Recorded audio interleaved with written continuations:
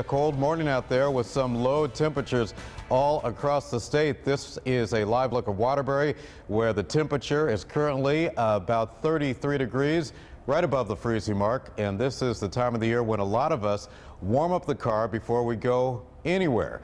Turns out that can be trouble. Thieves also know it's that time of the year, and they are looking for your car. News 8's Ken Pierce live in New Haven this morning with some tips on how to keep it from happening to you. Good morning, Ken.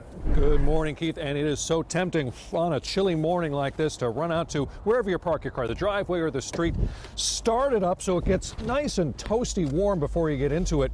But then you leave it there to warm up and you run back in the house to make sure that you stay warm and toasty inside as well. Well, the problem is at this time of year, thieves know that routine as well. And so they see a car in your neighborhood running unlocked, and they can drive off in just seconds. If you think it was cold waiting for your car to warm up, much colder watching your car drive off down the street without you. The AAA says that happened 44,000 times last year. How do you keep it from happening to you? Well, the traditional way is to have two sets of keys. You have one in the ignition so you can then lock the door and then walk away. But the AAA warns it doesn't take much for a thief to just break through the window and get behind the wheel that way too.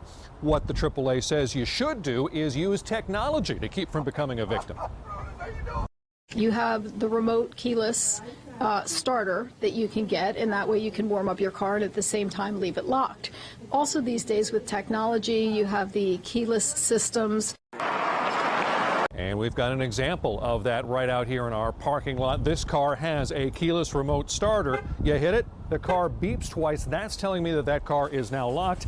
Then the engine starts, and there's no way a thief can get behind the wheel because I've got the key fob in my pocket. He can't drive off in it. Now, if you're one of those people who thinks you've got to warm up the car for 5 minutes or so on a cold morning, AAA says that's not the case anymore. You're not going to do any damage to your engine if you just get in and go. Modern engines are built to work that way. We're live in New Haven this morning. I'm Kent Pierce. Back to you. Okay.